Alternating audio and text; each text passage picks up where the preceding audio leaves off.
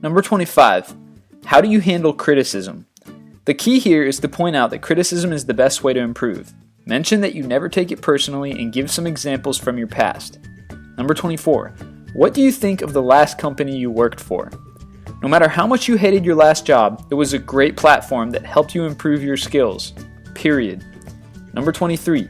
Do you have any questions for me? You always want to have a few. It shows that you did your research and you're interested. Number 22. Why do you think you'll be successful at this job? Highlight the similarities between the job requirements and your skill set. If there aren't many, either apply elsewhere or improvise. Number 21. How do you see yourself 5 years from now? Relate this one to the objective line of your resume and act like you have a vision, even if you can barely figure out tomorrow's breakfast. Number 20. What do you look for in a manager or boss? This is not the time to be specific. Broad answers like fair and encouraging will come in handy. Number 19.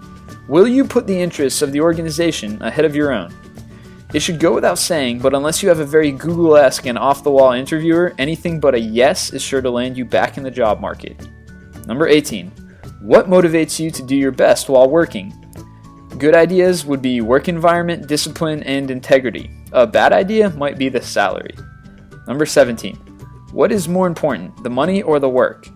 They both are. Sure, for the last question you deliberately avoided mentioning the salary, but you don't have to downplay the fact that you get a paycheck either.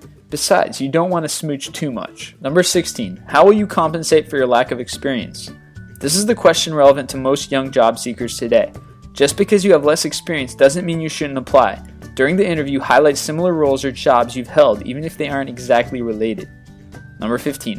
What irritates you about coworkers? Every workplace has the possibility of drama. In your case, the best thing to do would be to mention that you specifically make a point to get along with everybody. See the deflection? You're well on your way to being a politician. Number 14. What would you rather do, follow or lead? It's a good idea to point out your leadership experience or capabilities, but also mention that you don't mind following if necessary. Number 13. Are you a team player? Once again, anything but a yes will seal your fate. Make sure you give examples of teams you've worked on. Always give examples. Number 12. How long would you work for us?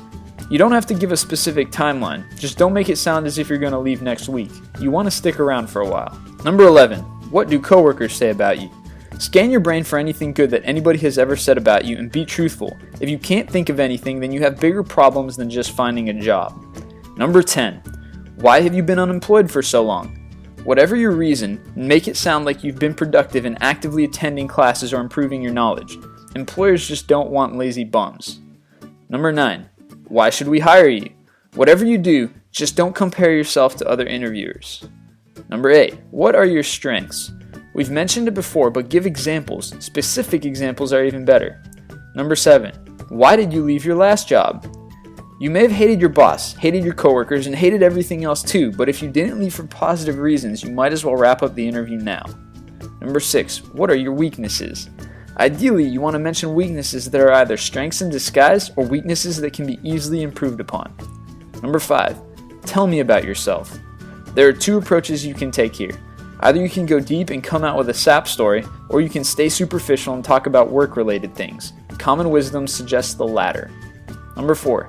Tell me about your dream job. Don't be specific. Stick to broad generalizations, like a great environment or something of the sort. Number 3. Describe your management style. Something along the lines of leading by example might be good, and speaking of examples, use them. Number 2. What is your philosophy towards work? It's probably best to avoid adjectives here. Talk about basic values you've adopted in past workplaces or the energy that you can bring to the team. Those would be better choices. And number 1. Do you consider yourself successful? Yes, you should. Success doesn't have to mean conquering the world. Describe your accomplishments and the things you're proud of. If you liked the video you just saw, then feel free to subscribe to our YouTube channel by using the orange button in the top right. And don't forget to go check out our website at list25.com for more awesome lists.